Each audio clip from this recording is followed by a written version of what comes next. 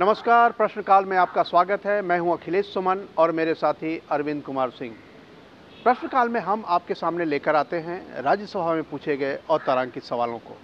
इनके जवाब लिखित तौर पे दिए जाते हैं और सदन के पटल पे इन पे फिर से सवाल जवाब नहीं होते। लेकिन अगर सांसद असंतुष्ट हुए तो वे एक बार फिर अपने सवालों के लिए अर्जी दे सकते हैं और या तो वो सवाल मौखिक तौर पे लिए जाएंगे या उन पे अल्पकालिक चर्चा भी हो सकती है। तो अरविंद जी, जिस तरीके से हम प्रश्नकाल को चला रहे हैं, संसद का सत्र जब चलता है तब हम हर रोज़ लेकर आते हैं, लेकिन संसद का जब सत्र नहीं चलता है तो हम सप्ताह में एक बार इनको लेकर आते हैं। तो आज हम आधे घंटे का सवाल करेंगे आपके सामने और आप जवाब देंगे, मैं भी जवाब दूंगा। तो पहला सवाल मैं आपसे कर रहा हूँ विमानन क्षेत्र में रोजगार सृजन के बारे में। परिमल नथवानी का सवाल है, क्या विमानन क्षेत्र में रोजगार का सृजन हुआ है? अगर हुआ है तो उसका क्या ब्यौरा है, क्या जवाब है सरकार? बिल्कुल अखिलेश जी, ये बड़ा महत्वपूर्ण सवाल है और इसका जो कैनवास है बड़ा विस्तृत है। जो सवाल पूछा गया है उसमें उन्होंने पूछा कि रोजगार सृजन के लिए सरकार ने कोई कदम उठाया है और कर्मचारियों को विवरण मांगा है और बाकी चीज़ें, पायलट वगैरह कितने होंगे। तो एक तरह से अगर आप देखेंगे तो काफ़ी विस्तृत सवाल है विमानन क्षेत्र में, सिविल एविएशन सेक्टर में।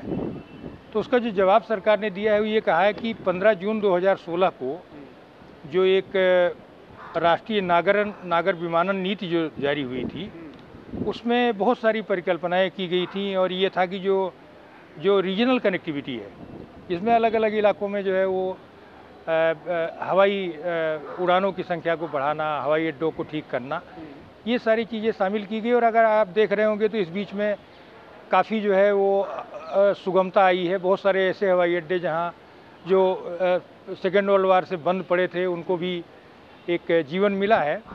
लेकिन अगर आप रोजगार का पूरा आंकड़ा देखेंगे, इसमें जो आंकड़ा दिया हुआ अखिलेश जी, उसमें विश्लेषण है कि 2015 में, जो कि एक उस समय का जो मतलब पूरा आंकड़ा इकट्ठा किया गया था, विमानन क्षेत्र में कुल जो डायरेक्ट एम्प्लॉयमेंट है वो 1,95,320 के आसपास है, यानी 2 लाख से भी कम है, जिसमें हवाई अड्डों पर 33,000 लोग हैं, एयरलाइनों में 55,070 लोग, कार्गो हैंडलिंग में 71,000 लोग, और जो सुधार और मरम्मत के जो काम करते हैं विमानों के, इन सबको ग्राउंड ड्यूटी, इन सब में जो है कम लोग हैं।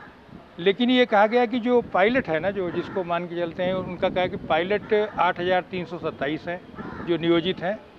लेकिन अगले 8 सालों में जो अनुसूचित एयरलाइंस हैं, इनके 10,043 विमान ऐसे आएंगे जो नए आएंगे। उनके लिए जो ख़ास तौर पर जो विमान कर्मी दल है और जो उसमें इन सब की संख्या बढ़ेगी और 2025 तक करीब 12,516 पायलटों की मांग होगी।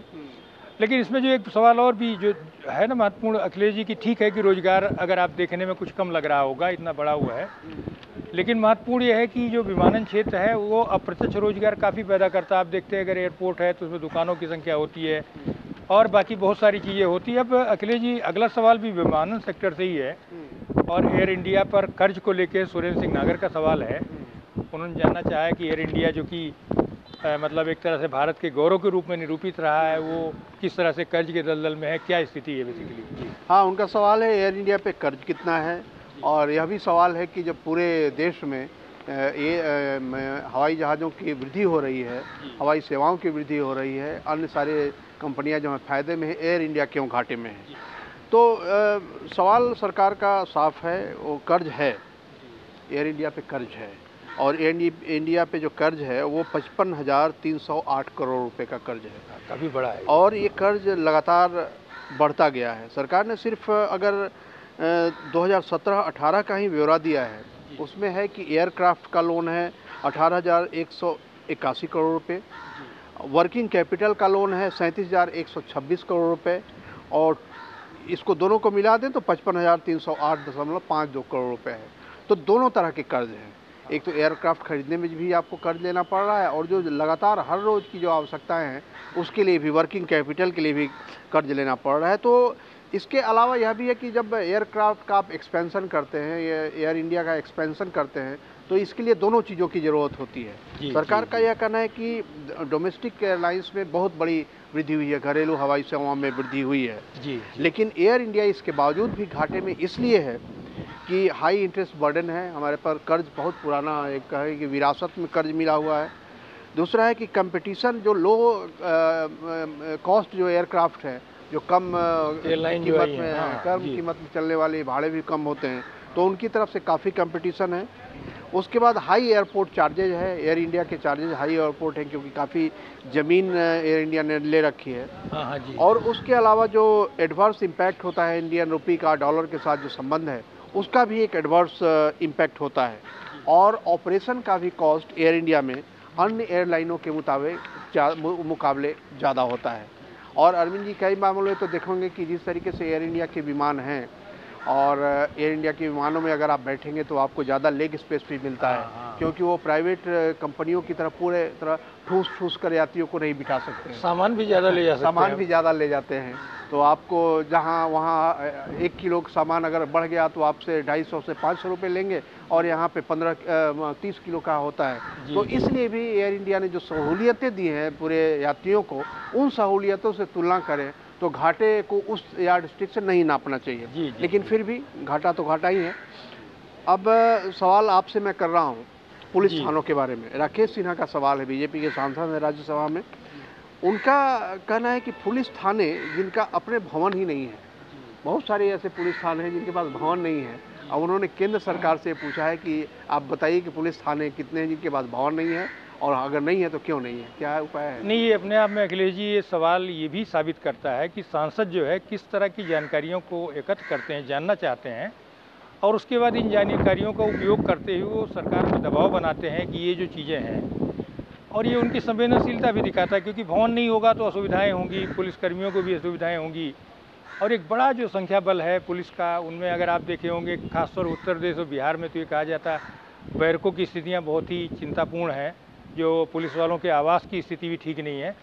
तो इसमें जो अखिलेश जी जवाब दिया है गृह राज्य मंत्री हंसराज अहीर ने, उन्होंने कहा कि भारत का जो संविधान है वो ये बताता है कि पुलिस जो है और कानून व्यवस्था ये राज्य का विषय है। तो राज्य का विषय है, इस नाते केंद्र सरकार पुलिस आधुनिकीकरण के लिए राज्यों को मदद देती है।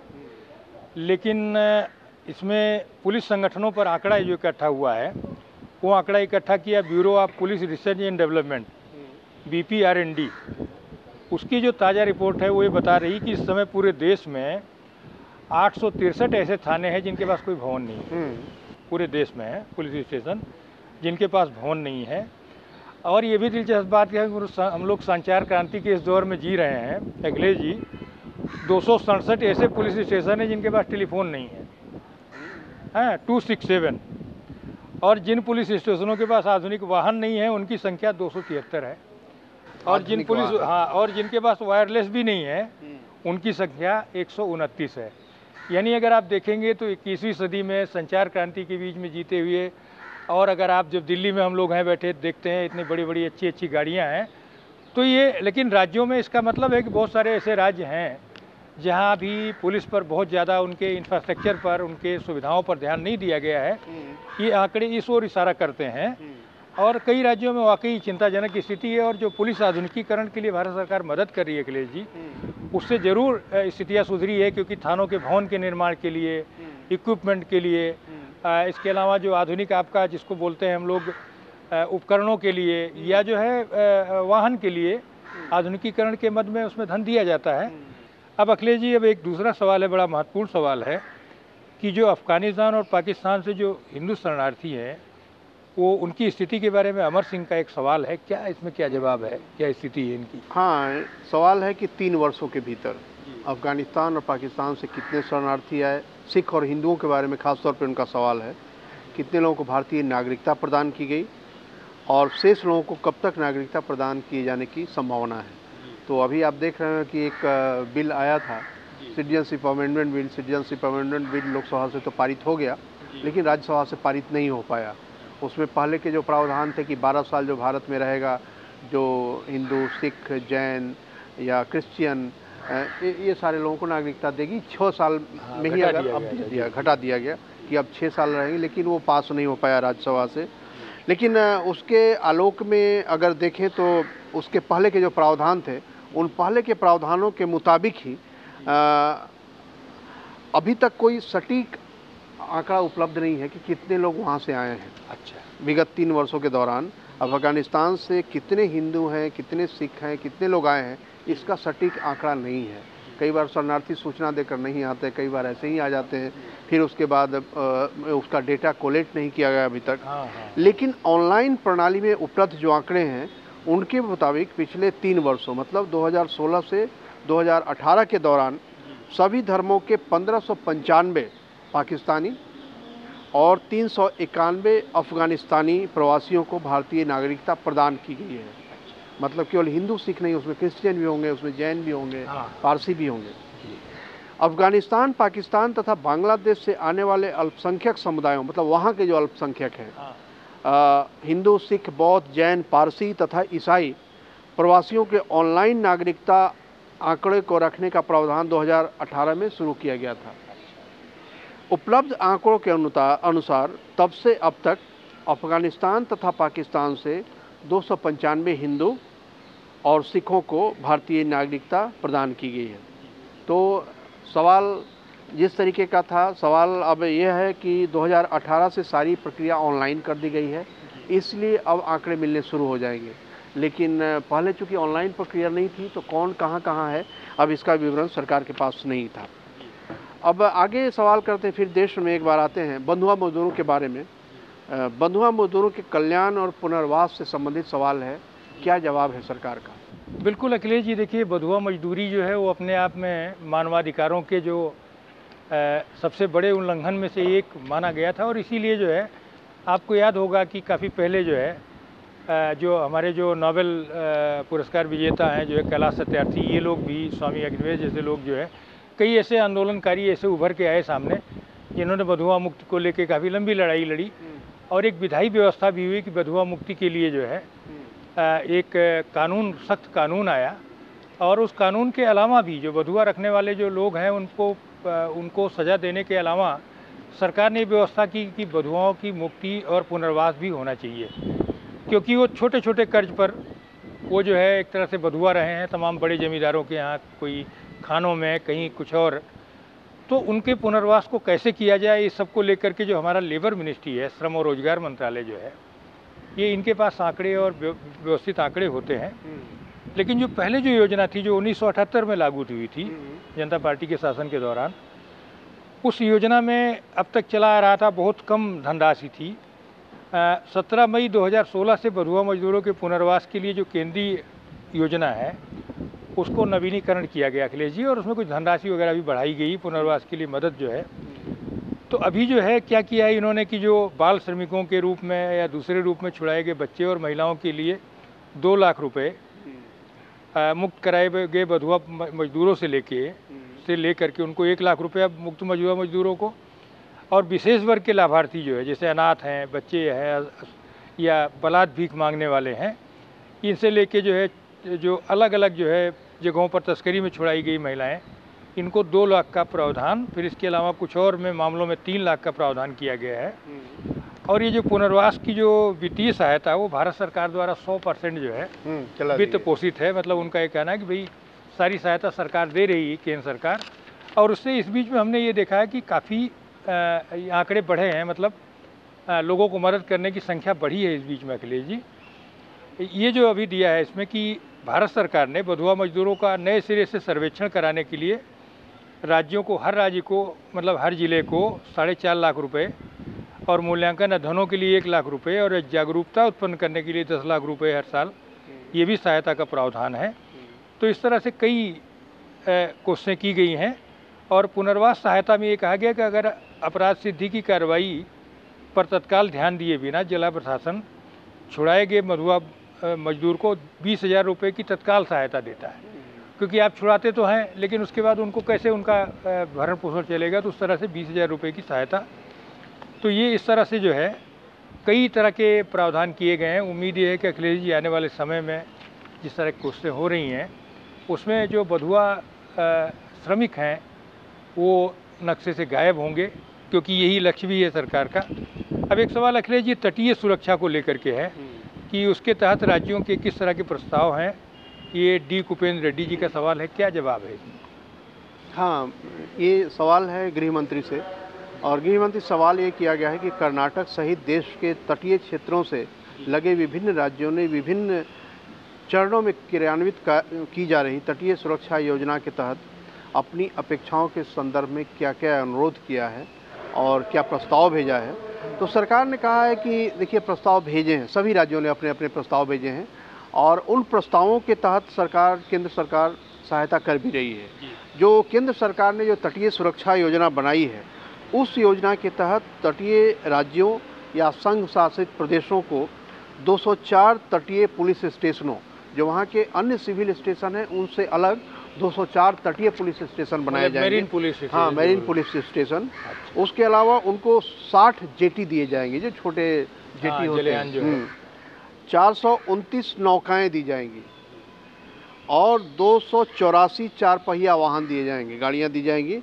554 दो पहिया वाहन मतलब मोटरसाइकिल और 97 जांच चौकियाँ भी दी जाएंगी और 58 सीमा चौकियाँ और 30 बैरकों की मंजूरी दी गई है। केंद्र सरकार ने जो विभिन्न राज्यों से अनुरोध किए आए हैं, उन अनुरोधों के आलोक में जो मैंने बताया इतने व्यवस्था को मंजूरी दी गई है। अब उसकी योजना पर काम चल रहा है और जैसा कि जानते हैं कि तटीय क्षेत्र जो हैं सिर्फ राज्य के लिए नहीं बल्कि पूरे राष्ट्रीय सुरक्षा के लिए काफ़ी अहम है। इसलिए केंद्र और राज्य सरकार दोनों मिल के इस पर काम कर रहे हैं और केंद्र सरकार की अगर कोई व्यवस्था होती है तो राज्य सरकारों से भी उनसे संपर्क किया जाता है और राज्य सरकार को अगर लगता है कि हाँ जी हमको इससे ज़्यादा कोई ज़रूरत है तो उसके हिसाब से वो प्रस्ताव भेजते हैं और केंद्र सरकार इसके लिए मंजूरी देती है। तो इसी मंजूरी और तो आपको लग रहा है अखिलेश जी इसमें कि जो मुंबई की घटना जो हुई उसके बाद ये सारी चीज़ें की गई, क्योंकि उसमें भी वहीं से आए थे लोग। दो चरणों में ये योजना चली है। एक तो 2011 से 2020 तक की एक योजना है और दूसरे पहले योजना थी 2005 से 2011 के बीच में। तो 2 चरणों में इन योजनाओं को कार्यान्वित किया गया है। तो इन चरण 2 का काम अभी चल रहा है। चरण 1 का काम समाप्त हो गया। चरण 2 में आप देख रहे हैं कि इतने मैसिव व्यवस्था की गई है, चौकियों से लेकर गाड़ियों की। अब अगला सवाल मैं आपसे कर रहा हूँ जी, पूर्वोत्तर क्षेत्र में विद्रोह की घटनाओं के बारे में। सीएम रमेश का सवाल है और पूर्वोत्तर क्षेत्र में क्या विद्रोह की घटनाएं बढ़ी हैं, घटी हैं, क्या स्थिति है अभी पूर्वोत्तर में? नहीं बिल्कुल, इसमें जो अखिलेश जी जो सवाल है मुख्य रूप से उसमें पूर्वोत्तर में और ख़ास तौर पर इन्होंने मणिपुर का जिक्र किया है कि क्या जो विद्रोह की घटनाएं हैं उनमें बढ़ोतरी हुई, ये सवाल है मुख्य रूप से। तो लेकिन सरकार ने जो जवाब दिया है वो ये कहा, किरण रिजिजू ने, कि जो कि गृह राज्य मंत्री हैं, उन्होंने कहा कि बिल्कुल नहीं, है पूर्वोत्तर इलाके में विद्रोह की घटनाओं में लगातार कमी आई है और 1997 के बाद अब तक जो है विद्रोह की सबसे कम जो घटनाएं हैं 2018 में दर्ज की गई हैं, यानी एक सकारात्मक है। और हम लोगों ने भी, आप देखिए जो अब आप देखिए जैसे आप त्रिपुरा की बात करिए तो त्रिपुरा में जो है जो arm forces special power act है वो विड्रा कर लिया गया। बहुत सारे जो मुख्य धारा में आ गए हैं, बहुत सारे जो जिनको हम बोलते हैं जो मतलब इस तरह की विद्रोही गतिविधियों में शामिल जो थे वो आ गए हैं। और असम में भी कुछ फ़र्क पड़ा है, नागालैंड में है, मणिपुर में, मिजोरम में। तो मतलब कुल मिलाकर के एक तरह से काफ़ी एक पॉजिटिव वो हुआ है। और सर इन्होंने कहा है कि 2016 के बाद अब तक मणिपुर में विद्रोह की घटनाओं में लगातार कमी आई है। और फिर इसके बाद जो है इन्होंने कुछ, सरकार ने अपने तरफ से विवरण दिए हैं अखिलेश जी कि कौन कौन से कदम उठाए गए हैं, किस तरह से नीतियां बनाई गई हैं जो कि ये लोग हिंसा का मार्ग त्याग करें। और उसी तरीके से कई युद्ध विराम समझौतों पर हस्ताक्षर हुए हैं। आपने देखा होगा नगा विद्रोहियों के साथ भी यही हुआ है। तो अब जो है काफ़ी बड़ी संख्या में उससे लोगों ने हथियार डाले हैं और कई इस तरह के पॉजिटिव इंडिकेशंस हैं, जिसके नाते आज की जो स्थिति है वो पिछले बार की जो स्थितियां थी पहले की तुलना में काफ़ी बेहतर हुआ है। और इस नाते जो है ये तस्वीर जो है बदल रही है पूर्वोत्तर भारत की। और एक चीज़ और इसमें जोड़ना चाहेंगे अखिलेश जी, अगर आप देख रहे होंगे तो पूरा इंफ्रास्ट्रक्चर जो है बदल रहा है। पूरे पूर्वोत्तर के इलाकों में इस समय कोई मीटर गेज लाइन नहीं, सारी बड़ी लाइनें हो गई हैं, एयर कनेक्टिविटी बेहतर हुई है और संसाधन दिए जा रहे हैं विकास के तमाम मोर्चों पर। तो उम्मीद ये की जा रही, देखिए उनको भी लगने लगा है कि प्राइम मिनिस्टर कई बार गए हैं, कई ऐसे पुल बने जिनके बारे में सपने में भी लोग सोचते नहीं थे। तो इससे ये लगने लगा है कि अब उनको लगने लगा है कि भाई हम भी मुख्य धारा में हैं, हम भी भारत से कहीं जो अलग थलग सोचते थे वो स्थिति बदली है। तो इस तरीके से हम लोग जिस तरह से प्रश्नकाल को चला रहे हैं, प्रश्नकाल में हम ये प्रश्नकाल वो नहीं है जिसको कि सदन के पटल पे आप देखते हैं कि ये चल रहा है। यह प्रश्नकाल वो है जो पृष्ठभूमि में जो सवाल पूछे जाते हैं और इनके जवाब लिखित तौर पे दिए जाते हैं। तो प्रश्नकाल बहुत ही अहम हिस्सा होता है संसद की कार्रवाई का, और इसीलिए कहा जाता है कि प्रश्नकाल में मंत्रियों को जवाबदेह बनाया जाता है संसद के प्रति, और संसद के प्रति जवाबदेह होने का मतलब ये होता है कि आप देश के प्रति जवाबदेह हैं, क्योंकि संसद में जो चुने हुए प्रतिनिधि आते हैं वो देश के विभिन्न कोनों, विभिन्न राज्यों, विभिन्न क्षेत्रों से आते हैं। तो इसीलिए हम प्रश्नकाल की वो झांकी आपको दिखाते हैं जो पृष्ठभूमि में है, लिखित तौर पे सवाल होते हैं और लिखित तौर पे ही इनका जवाब दिया जाता है। तो आज के प्रश्नकाल में बस इतना ही। नमस्कार।